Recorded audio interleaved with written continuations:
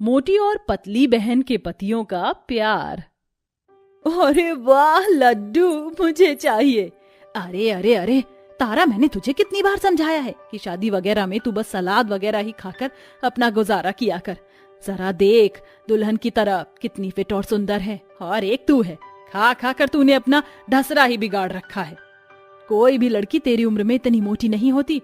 अगर तूने अपने वजन का कुछ नहीं किया तो तुझसे शादी करने के लिए कोई भी लड़का हामी नहीं भरेगा। माँ, आप घर में तो मेरी हर चीज पर रोक टोक लगाती ही हो, कम से कम मुझे दावत में तो खाने ही दो ना, मैं घर जाकर एक्सरसाइज कर लूंगी।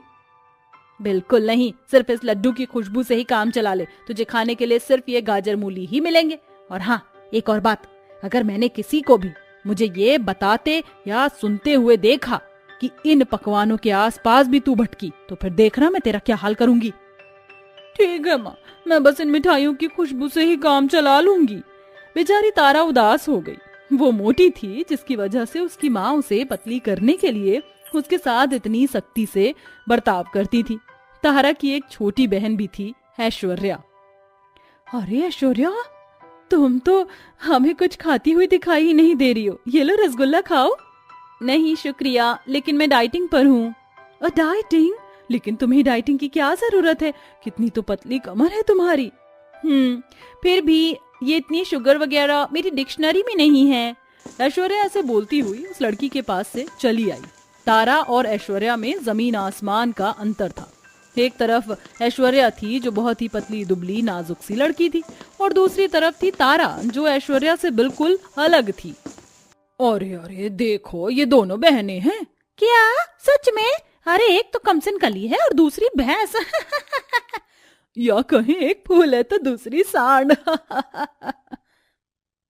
ऐश्वर्या चल, यहाँ से चलते हैं, देखिए औरतें मेरा मजाक बना रही हैं। दीदी, अब इसमें इन औरतों की क्या खता है? जब आप गधी की तरह खाओगी तो हाथी की तरह ही फूलोगी ना, और जब आप ऐसी दिखाई दोगी तो सभी आपका मजाक ही बनाएंगे ना। तू भी ऐश्वर्या?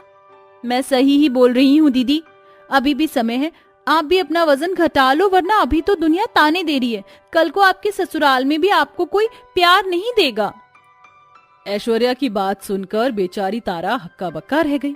ऐश्वर्या को अपने ऊपर गुरूर था क्योंकि उसके पास एक बहुत ही अच्छा फिगर था, लेकिन बेचारी तारा अपने मोटापे की वजह से परेशान रहती थी। अब दोनों ही बहनें जवान हो चुकी थी, इसीलिए उनके माँ बाप को उनकी शादी की भी चिंता रहती थी। ऐश्वर्या के लिए तो दिनेश को एक बड़े घराने का रिश्ता मिल गया था, लेकिन तारा के लिए किसी भी बड़े घर का रिश्ता नहीं मिल पाया, और एक गरीब सा घराना देखकर ही दिनेश ने तारा का रिश्ता उस घर के बेटे से पक्का कर दिया। देखते ही देखते समय बीत गया और दोनों ही बहनों की शादी हो गई, और वो दोनों ही अपना मायका छोड़कर ससुराल आ गई। अरे नहीं, मेरे ससुराल वाले मेरे मायके की तरह अमीर नहीं, यहाँ तो सरकारी राशन से ही पूरे महीने का गुजारा होता है। मुझे अपनी रोटी की खुराक को घटाना होगा। आज से मैं 3 नहीं, सिर्फ 1 ही रोटी खाऊंगी, ताकि मेरे घर में मेरी वजह से खाने को लेकर कोई किल्लत ना हो। तारा ने अपनी ससुराल में अपनी सास, ननद और पति के लिए 3-3 रोटियां बना ली, और अपने लिए वो सिर्फ 1 ही रोटी बनाकर सबसे अलग अपना खाना लेकर बैठ गई। अरे नील बेटा, ये बहू कहाँ गई? हमारे साथ खाना क्यों नहीं खा रही है? पता नहीं माँ, शायद उसे शर्म आ रही है। आप दोनों यहीं रहिए, आज मैं तारा के साथ खाना खा लूंगा। नील अपने हिस्से की रोटी और सब्जी लेकर कमरे में तारा के पास ही चला गया, जहाँ नील को देखकर तारा ने अपनी रोटी को दुबका दिया। क्या छिपा रही हो? कुछ नहीं। मैं सब कुछ जानता हूँ। तारा, तुमने अपने लिए सिर्फ 1 रोटी क्यों ली है? वो मुझे तुमसे कुछ नहीं सुनना है। आओ मेरे पास आओ, आओ अभी। जी? जमाने को बोलने दो, वो जो भी बोलते हैं, तुम्हें उनकी बातों की चिंता करने की जरूरत नहीं है। अरे लोगों का तो काम ही है बोलने का। तुम्हें ऐसे कम खाने और राशन वगैरह के बारे में सोचने की जरूरत नहीं है, क्योंकि दुनिया चाहे कुछ भी बोले, तुम्हारा पति हमेशा तुम्हारे साथ है। चलो अब जल्दी से मुंह खोलो मेरे गोलू मोलू। हम भी ना नील जी। अरे गोल्टू, तुम कितने क्यूट हो। तारा ने जो सोचा भी नहीं था, उसे अपने ससुराल में वो प्यार मिल रहा था, और दूसरी तरफ ऐश्वर्या के ससुराल में। ये सब क्या है ऐश्वर्या? अभी तो तुमने ब्रेकफास्ट किया था, फिर अब ये क्या खा रही हो? युग जी, ब्रेकफास्ट किए हुए तो मुझे घंटों हो गए हैं और अब मैं दोपहर का खाना खा रही हूँ। ओ गॉड, जरा अपनी हालत देखो, कितना बेडौल शरीर हो गया है तुम्हारा। और ऐसी हालत में तुम ये ऑयली फूड कैसे खा सकती हो? रखो, इस खाने को यहीं रखो। लेकिन खाने में तो थोड़ा बहुत तेल डलता ही है। ओ गॉड, देखो ऐश, मैं तुम्हें बता रहा हूँ, अब से तुम सारा टाइम डाइटिंग पर रहोगी। ब्रेकफास्ट में सिर्फ एक सेब, दोपहर के खाने में कच्ची सब्जियां और शाम में सिर्फ प्रोटीन स्मूदी, ओके? और इससे आगे भी कुछ भी नहीं सुनूंगा मैं। ऐश्वर्या से ऐसे बोलकर उसके पति ने उसके हाथ से खाने की प्लेट को छीन लिया। तुम अब खाना नहीं खाओगी, बस। युग ऐश्वर्या के हाथों से खाने की प्लेट छीन कर ले गया। बेचारी ऐश्वर्या पतली दुबली होने के बाद भी अपने पति के दिल में जगह नहीं बना पाई थी और तारा मोटी होते हुए भी अपने पति के दिल पर राज कर रही थी। ऐसे ही 1 महीने का समय बीत गया और दोनों ही बहनों के माँ बाप ने 1 महीने बाद अपनी बेटियों के दामादों के साथ दावत की। आज मेरी दोनों बच्चियां आएंगी, मैं ऐश्वर्या और तारा की पसंद की सारी चीजें बनाऊंगी। ममता बड़े मन से पकवान बना रही थी और कुछ ही देर में तैयार होकर ऐश्वर्या और उसका पति ममता के घर पहुंच गए। आजा मेरी बच्ची, दामाद जी आप भी आइए। अरे ऐश्वर्या, तुझे क्या हो गया बच्चे? तू तो और भी ज्यादा पतली हो गई। बस पूछो मत माँ। सासू माँ, पतला ही अच्छा होता है। युग ऐसे बोलता हुआ ऐश्वर्या को अंदर ले गया। कुछ ही देर में वहाँ तारा और नील भी पहुंच गए। माँ, आजा मेरी मोटो। आइए दामाद जी, अंदर ऐश्वर्या और युग बैठे हुए, आप दोनों भी वहीं चले जाओ। ममता ने तारा और नील को भी ऐश्वर्या और युग के पास ही भेज दिया और फिर वो उन सभी के लिए नाश्ता लेकर आई। ये लीजिए। अरे ऐश्वर्या, खा, तू पीछे क्यों बैठ गई है? हाँ माँ, मैं ले लूंगी। खाओ तारा। ये सब खाऊंगी तो और मोटी हो जाऊंगी। मैंने कितनी बार बोला है, बेकार की बातें मत सोचा करो, और तुम चाहे कैसी ही क्यों ना हो जाओ, मैं हमेशा तुम्हें प्यार करूंगा। ये लो, आ करो। नील अपने हाथों से तारा को खिलाने लगा। अपनी बड़ी बहन को इतना प्यार मिलता देख ऐश्वर्या की आंखें भर आईं और उसकी आंखों से आंसुओं का झरना बहने लगा। क्या हुआ ऐश्वर्या? जिस प्यार की तलब मैंने भी रखी हुई थी वो प्यार आपको मिल रहा है दीदी। अपने पति की नजर में अच्छा बनने के लिए मैंने क्या कुछ नहीं किया, लेकिन मेरे पति को मेरा आपा कभी अच्छा ही नहीं लगा। ऐश्वर्या ने रोते हुए अपने मायके में पूरी बात बता दी। उसे ऐसे रोता देख युग को भी अपनी ज्यादती का एहसास हो रहा था। फर्क इससे नहीं पड़ता कि तुम्हारी पत्नी मोटी है या पतली, फर्क पड़ता है कि उसका चरित्र कैसा है। कल को अगर तुम्हारे ऐसे बर्ताव की वजह से ऐश्वर्या को कुछ हो गया तो क्या तुम खुद को माफ कर पाओगे? इसीलिए अपनी पत्नी को हमेशा खुश रखो, समझे? मैं तुम्हारी बात को समझ रहा हूं। अब मैं ऐश्वर्या के खाने पीने पर कभी भी रोक नहीं लगाऊंगा और उसे हमेशा खुश रखूंगा। ऐश्वर्या, मुझे माफ कर दो। ऐसे बात नहीं बनेगी। आज तुम अपनी पत्नी को अपने हाथों से खाना खिलाना, तब हम मानेंगे। क्यों नहीं, ये लो ऐश्वर्या, और आई एम सॉरी। कोई बात नहीं। नील की बातों ने युग की आंखें खोल दी। उस दिन के बाद से युग ने कभी ऐश्वर्या के खाने पीने पर रोक टोक नहीं लगाई। उसने उस दिन भी ऐश्वर्या को अपने हाथों से सारी चीजें खिलाई और दोनों पति पत्नी खुशी खुशी रहने लगे। ठंड में गरीब के घर आई नई रजाई। पार्वती, देखो मैं अभी शॉपिंग करने के लिए जा रही हूँ, ठीक है? तुम थोड़ा घर का ध्यान रखना। बच्चे स्कूल से आ जाएंगे तो उन्हें खाना खिला देना। जी मालकिन, जैसा आप कहें। मालिनी ऐसा कहने के बाद अपनी कार में बैठती है और शॉपिंग के लिए निकल जाती है।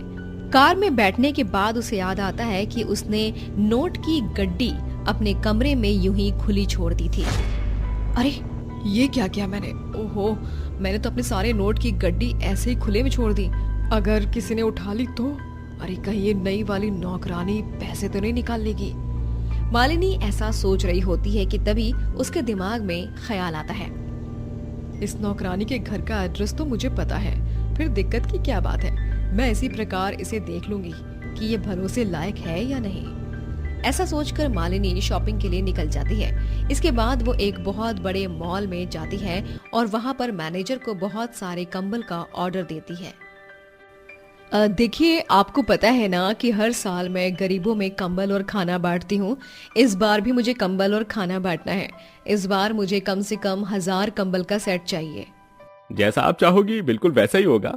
मैं 1000 कंबल का सेट आपके घर पर पहुंचा देता हूँ। मालिनी ऑर्डर देने के बाद अपनी जरूरत का सामान लेती है और अपनी पसंद की एक बहुत महंगी रजाई लेकर अपने घर लौट आती है।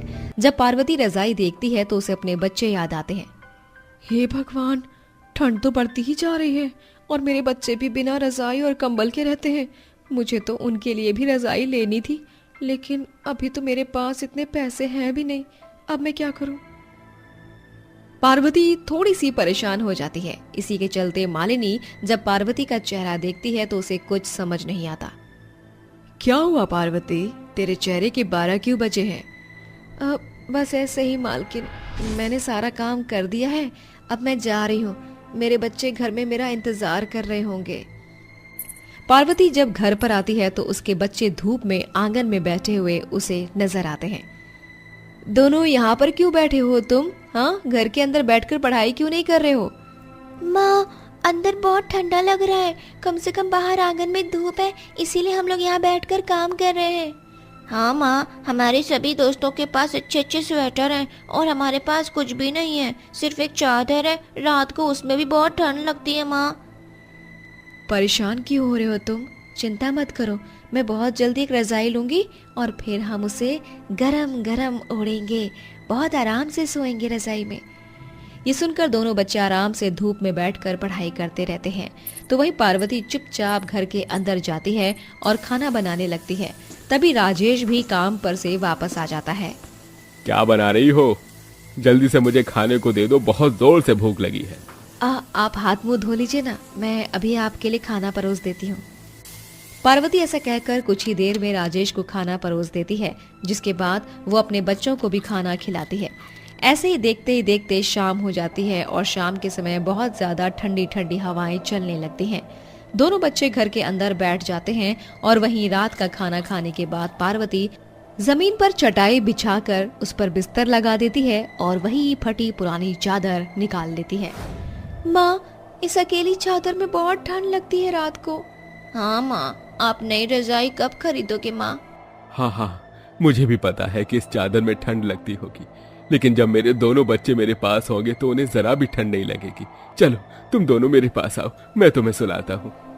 राजेश ऐसा कहकर अपने दोनों बच्चों को सुला देता है। दोनों बच्चों के सोने के बाद पार्वती बिना चादर के ही एक कोने में सो जाती है।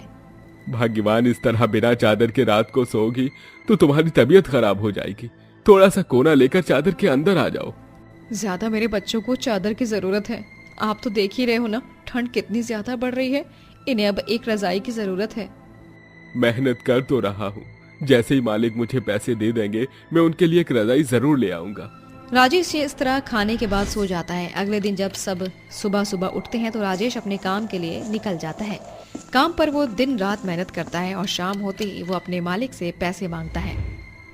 मालिक, मेरे दोनों बच्चे रोजाना ठंड में सोते हैं, मुझे बहुत बुरा लगता है। ऊपर से घर का राशन भी खत्म हो गया है। मजबूरी है, मुझे कुछ पैसे दे दीजिए, चाहे पूरे नहीं थोड़े ही दे दीजिए। अरे जब देखो पैसे ही मांगता रहता है। अभी मेरे पास पैसे नहीं है, कल जब बैंक से लेकर आऊंगा तब दे दूंगा। राजेश का मालिक ऐसा कहकर वहां से चला जाता है, जिसके बाद बेचारा राजेश मायूस होकर वापस घर लौट आता है। क्या हुआ जी, आपका मुंह क्यों लटका हुआ है? मालिक से पैसे मांगे लेकिन उन्होंने पैसे नहीं दिए। अब मैं क्या करूं? अपने बच्चों को ठंड से कैसे बचाऊं? पार्वती भी ये सोचकर थोड़ी चिंतित हो जाती है, लेकिन अब उनके पास और कोई चारा नहीं था। दोनों रात को फिर से चादर ओढ़कर अपने बच्चों को लेकर सो जाते हैं, लेकिन रात में कभी चादर किसी के ऊपर से हटती है तो कभी किसी के ऊपर से हट जाती है। इसी के चलते दोनों के बच्चे बहुत ज्यादा बीमार हो जाते हैं। अरे ये क्या, मेरे बच्चों को तो बुखार चढ़ गया है। अब मैं क्या करूं, कुछ समझ नहीं आ रहा। पार्वती भी अपनी मालकिन से पैसे मांगने की सोचती है, लेकिन वो एक हफ्ते के लिए विदेश चली जाती है, जिसे पार्वती को बहुत अफसोस होता है। वहीं दूसरी तरफ राजेश का मालिक बड़े ही रो रो कर राजेश को पैसे दे देता है।